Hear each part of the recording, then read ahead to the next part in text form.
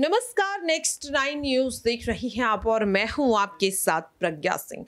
Monsoon सत्र लगातार चल रहा है, संसद में हंगामा भी होता हुआ दिखाई दे रहा है। दरअसल आपको बता दें कि मणिपुर हिंसा को लेकर लगातार केंद्र सरकार को झुकाने की कोशिश विपक्ष करता हुआ नजर आ रहा है। इस कड़ी में विपक्ष ने अविश्वास प्रस्ताव पेश किया, जिसे लोकसभा स्पीकर अध्यक्ष ओम बिरला ने मंजूरी दे दी। कहा जा रहा है कि इस हफ्ते में मणिपुर पर चर्चा हो सकती है। इसी बीच कई विपक्षी दल जाकर मुलाकात करते हुए नजर आए देश की महामहिम राष्ट्रपति द्रौपदी मुर्मू से भी। लेकिन अब यहां पर मुद्दा जो है वो सांसद संजय सिंह से जुड़ा हुआ है। दरअसल आपको बता दें कि संजय सिंह जो मणिपुर हिंसा को लेकर सरकार से सवाल पूछ रहे थे, जिन्हें सभापति द्वारा सस्पेंड कर दिया गया। ये वीडियो सामने आने के बाद विपक्ष एक बार फिर से एकजुट होता हुआ दिखाई दिया और यहां पर सीधे और साफ तौर पर आप सांसद संजय सिंह को लेकर कई विपक्षी दल के नेता संसद के बाहर धरना देते हुए भी नजर आए। आपको बता दें कि दावा किया जा रहा है कि आज केंद्र सरकार संसद में अध्यादेश को ला सकती है। लगातार आम आदमी पार्टी समेत कई विपक्षी दल इस अध्यादेश के विरोध में भी नजर आ रहे हैं। हाल ही में कांग्रेस पार्टी ने भी अरविंद केजरीवाल को अपना समर्थन दिया था। अब सवाल लगातार ये उठ रहा है कि क्या अध्यादेश को अगर लाया जाता है तो क्या ये बिल आसानी से पास हो जाएगा, क्योंकि कहीं ना कहीं वोटों का जो आंकड़ा है वो इस वक्त केंद्र सरकार के पाले में ज्यादा जाता हुआ दिखाई दे रहा है। लेकिन यहां पर इस विरोध को लेकर के विपक्षी दल के नेताओं का क्या कुछ कहना है, सुनिए जरा। मणिपुर के वीडियो हमने आपने पूरे विश्व ने देखे। देश का सर शर्म से तो झुक ही गया। एक एक व्यक्ति की रूह कांप गई। एक आदमी जो अपने आप को विश्व गुरु कहते हुए पूरे विश्व में इठलाता हुआ घूमता है, उसका मुंह 78 दिन तक नहीं खुला, चुप रहा। आज बोले तो 36 सेकंड के लिए बोले मणिपुर पे, और वो भी कब? जब सुप्रीम कोर्ट का नोटिस आ गया, सुप्रीम कोर्ट ने सो मोटो कॉग्निजेंस लिया। इनकी एक मंत्री हैं, अपने आप को नेता मानती हैं, स्मृति ईरानी। कल जब सोशल मीडिया से बहुत उनको ताने मिलने शुरू हुए, तब जाकर रात को उन्होंने एक ट्वीट किया मणिपुर पे, और आज सुबह गलती सुधारने के लिए राजस्थान पे भी ट्वीट कर दिया कि राजस्थान में जो बलात्कार हुआ उसका राष्ट्रीय महिला आयोग ने कॉग्निजेंस लिया। अरे आप क्या कॉग्निजेंस लेंगी? वहां के मुख्यमंत्री, वहां की सरकार गिरफ्तार कर चुकी है आपके अखिल भारतीय विद्यार्थी परिषद के तीनों कार्यकर्ताओं को। वो धर्मपाल हो, वो समंदर हो, वो भट्टम सिंह हो, तीनों को गिरफ्तार कर चुकी हैं जिन्होंने यह बलात्कार किया था। तो आप बैठे रहिए। प्रधानमंत्री जी जबान चलाने से देश नहीं चला करते हैं। देश चलाने के लिए, देश का नेता बनने के लिए दिल होना चाहिए, और दिल में देश के लिए एक जगह होनी चाहिए। वो दिल देश के लिए धड़कना चाहिए। माफ कीजिएगा, आपका दिल इस देश के लिए नहीं धड़कता। बिल्किस बानो पे जो चुप रहे, वो मणिपुर पे क्या बोलेंगे? नहीं चाहिए इस देश को विश्व गुरु। इस देश को प्रधानमंत्री चाहिए, एक ऐसा नेता चाहिए जिसका दिल हो, और वो दिल भारत के लिए, इंडिया के लिए धड़कता हो। आप तो भारत और इंडिया में भी विभाजन करा रहे हैं। ये विभाजन की राजनीति जो आपकी है, आज उसी का खामियाजा पूरा देश भुगत रहा है, मणिपुर भुगत रहा है। देश लानत भेज रहा है आज आपकी सरकार पर। अभी 1 साल बचा है। इस देश को और गर्त में दाने से रोकिए। अपनी इस बांटने वाली राजनीति को बंद कीजिए, इस पर विराम लगाइए, नहीं तो देश का इतिहास आपको कभी कभी कभी माफ नहीं करेगा। You will be relegated in the dustbin of India's history. जब इंडिया सामने हो तो डर वाजिब है, और इंडिया को अपने सामने खड़ा देखकर प्रधानमंत्री मोदी डर गए हैं, घबरा गए हैं, बौखला गए हैं। लेकिन घबराइए मत मोदी जी, क्योंकि इंडिया पूरी तरह से मणिपुर के साथ खड़ा है। इंडिया मणिपुर के आंसू पोंछेगा, उनको ढांढस बंधाएगा। इंडिया पूरे देश की मोहब्बत मणिपुर तक पहुंचाएगा। ये इंडिया का वादा है। लेकिन आप कब तक रणछोड़ बने रहिएगा?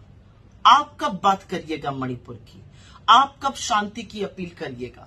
36 सेकंड मणिपुर पर बोलकर कुत्सित राजनीति करके आप बच जाइएगा। मणिपुर इस देश का हिस्सा है।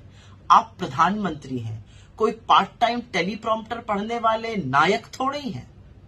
इस देश के प्रधानमंत्री को मणिपुर में सदन में बोलने से क्या डर है? आज देश ये सवाल पूछ रहा है। कब तक भागे भागे फिरिएगा? और असलियत यह है कि आप पानी पी पी कर विपक्ष को कोसते कोसते आज इस देश के खिलाफ खड़े हो गए।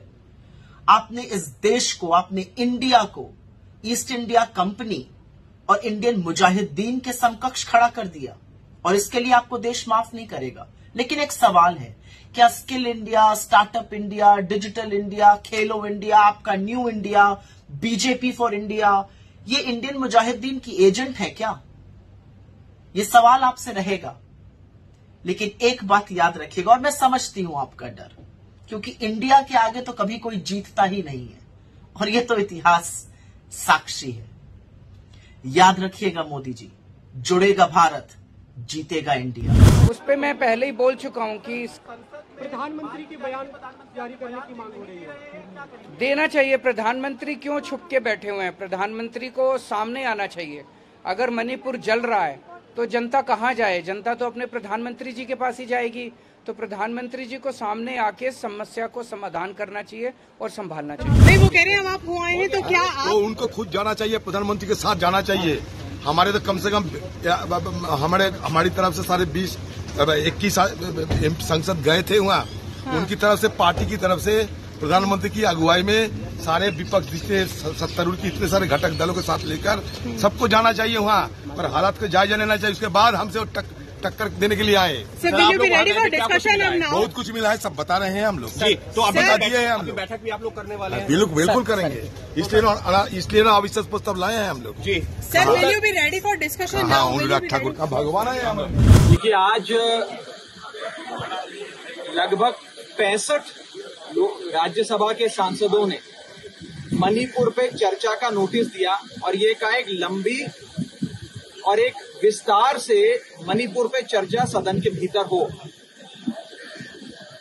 अगर सत्ता पक्ष ये चाहता है कि मणिपुर पे चर्चा हो और अगर सत्ता पक्ष चर्चा कराने के लिए प्रतिबद्ध है तो उन 65 नोटिसेस में से कोई एक भी नोटिस पे अपनी स्वीकृति दे दीजिए और चर्चा शुरू हो जाएगी। केवल सदन में आकर ये चिल्लाने से कि हम चर्चा चाहते हैं, चर्चा नहीं होगी।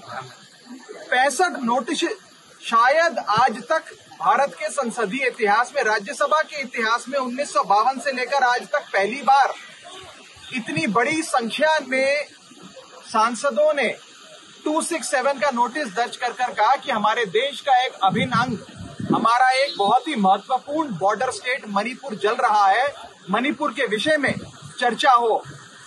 लेकिन सरकार ये चर्चा नहीं चाहती। मॉनसून का सत्र 20 जुलाई 2023 को शुरू हुआ था, आज 31 जुलाई 2023 है। 11 दिन हो गए। 11 दिन में किसी एक भी दिन अगर सरकार मणिपुर पे चर्चा करा लेती तो बाकी के वर्किंग डेज बच जाते और उसमें लेजिस्लेटिव काम हो जाते। हम भी चाहते हैं कि सदन चले। और आज मुझे याद आता है उस समय के leader of opposition Arun Jaitley ji और उस समय की नेता विपक्ष सुषमा स्वराज जी लोकसभा की, उनके कथन की याद आती है कि कभी कभी सदन में विपक्ष की आवाज सुनवाए जाने के लिए अगर आपको अपनी आवाज बुलंद करनी पड़े तो उससे लोकतंत्र मजबूत होता है, लोकतंत्र कमजोर नहीं होता। और आज उसी कथन का हवाला देते हुए हम चेयरमैन साहब से, सभापति जी से हाथ जोड़कर विनती करना चाहेंगे कि मणिपुर के विषय पे चर्चा हो। और जब जब एक विस्तार से लंबी चर्चा होती है, संसदीय कन्वेंशन ये कहता है कि देश के प्रधानमंत्री जी आकर उस बहस में हिस्सा लेते हैं। जैसा कि अभी बताया गया, देश के कई प्रधानमंत्री सदन के भीतर आकर इस विषय पे जब भी रूल 267 के हिसाब से बहस हुई है, सदन के भीतर आकर उन्होंने अपना वक्तव्य दिया है। जवाहरलाल नेहरू जी से लेकर डॉक्टर मनमोहन सिंह तक तमाम प्रधानमंत्री सदन के भीतर आए और अपना वक्तव्य दिया। इसीलिए हम चाहेंगे कि as head of the government honourable prime minister भी पार्लियामेंट में आए।